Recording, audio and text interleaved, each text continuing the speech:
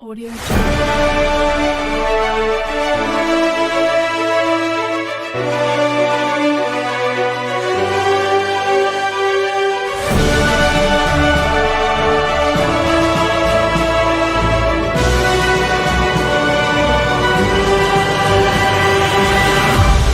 Audio Jungle.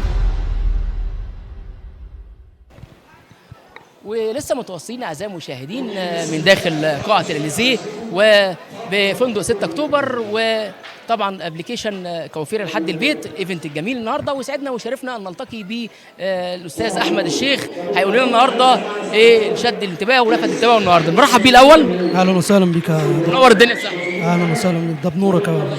كنا بقى النهارده ايه اللي لفت انتباهك؟ والله انا بحب التجمع والمواهب بتاعت الشباب اللي هي بتنمي من. نبدا الاول بالتنظيم. عجبك التنظيم؟ والله التنظيم 100 100، والاعلامي احمد جوده عامل حاجه عظمه بصراحه، يعني تعجب الجماهير كلها ان شاء الله. ايه تاني لفت انتباهك؟ في ناس حضرت مطربين غنوا، حاجات كتير، يعني فنانين كتير من المواهب، غناء والسوشيال ميديا. منتجات الشعر والميك اب ارتست. عجبتك حاجه؟ اكيد اكيد، يعني ده حاجه مهمه في المهرجان بتاع النهارده، يعني اللي هو بنشجع الشباب لمهارات افضل وافضل. اول سيزون ليك؟ والله انا حضرت بس مش اول حاجه في منتجات الجمال.